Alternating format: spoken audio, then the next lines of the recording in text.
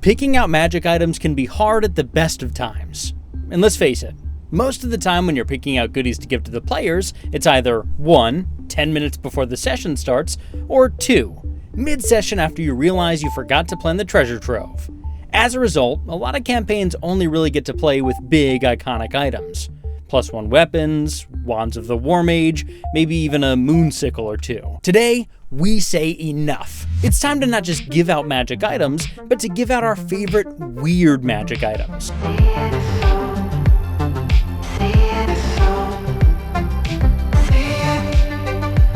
First up is the Chime of Opening. This foot-long bar of metal has one of our favorite dead simple magical effects in the game. It uses the knock spell to undo almost any lock. Yes, that includes temporarily shutting off magical locks, and it only comes at a simple cost. It rings loud and clear for all to hear within 300 feet. That's just shy of the length of a football field. In the hands of the players, this is hilarious, and it can be a really tense ripcord. You can get the door to the bank vault or the secret sanctum open, but you'll only have at most 5 or 6 rounds before someone comes to investigate the phantom church bell. Imagine this. The rogue rolls to pick a lock at a heavily guarded fortress, and they fumble it. Their pick breaks off in the lock, and everyone sighs in disbelief and dismay until the bard slowly pulls the chime out of their bag. The quiet way just isn't going to work anymore. But if you need to go into the fort, you can't always go loud. For DMs, this is even better. Imagine an artificer with a bone to pick making their way through the player's stronghold. The players are forced to split up to try and echolocate this vengeful tinkerer who's making a mess of their personal quarters one room at a time. The chime keeps things moving, even in the most unfortunate of situations.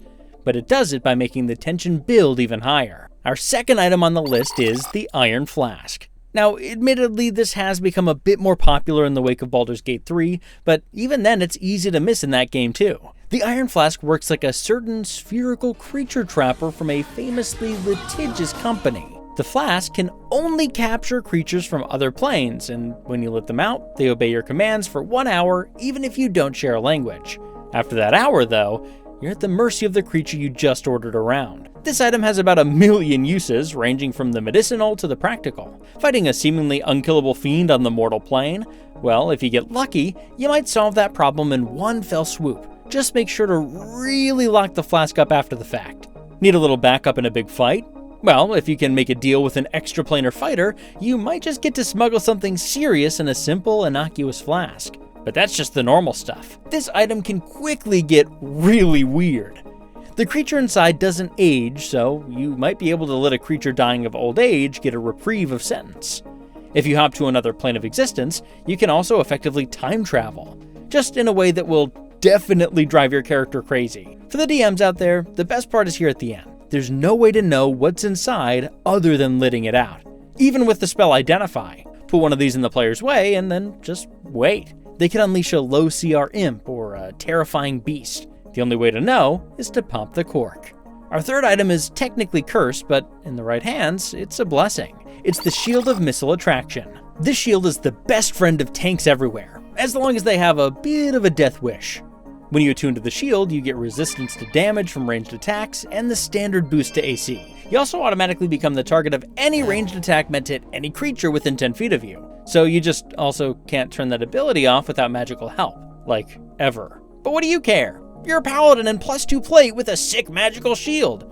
What are the odds that anything's gonna get past your 22 AC? You're gonna live forever! As a dungeon master, this is the single most nefarious magic item in history. The evil wizard has been dodging and ducking the heroes for months. A healthy diet of blur and mirror image, keeping them safe and sound. The party finally gets them at least a little isolated. And then the shield guardian with the shield mounted to its chest joins the fray. Yippee! Alright, now comes our fourth and final item. Well, it's less of an item and more of a category of item. It's time to talk about potions. And no, we don't mean just health potions. There are actually over 30 potions in just the 5.5 sourcebooks that range from strength boosts to magical language skills. Plus the warehouse of options from before the 2024 rules and whatever you can come up with yourself. These disposable power spikes give the players an edge when they're on the back foot in a bunch of different situations. Now, we all know why they go under the radar. Players save them up for some big imaginary fight, and they disappear into a bag of holding, never to be seen again. But we actually have a solution for that. Have the bad guys use potions. Not just the easy ones either. Have them use the weird ones. The players manage to get the evil bard backed into a corner when suddenly they dump an oil of slipperiness over themselves and proceed to slip and slide to safety. You finally catch the old spy master without his guards, and without his weapons. But one potion of fire giant strength later, he becomes his own weapon. Peppering in potions makes the world feel complex and magical. Plus, it encourages the players to not just plan, but to plan methodically. Next thing you know, they'll never want to go after anyone without knowing what they carry, who they see, and what kinds of potions will give them an edge. If you reward them for using their potions in clever ways, and provide lots of replacements, soon enough you'll be playing the Witcher-style campaign of your dreams. What are your favorite underused magic items? What's your favorite potion? Bonus points if it's homebrewed. Let us know in the comments. Subscribe and stay foolish.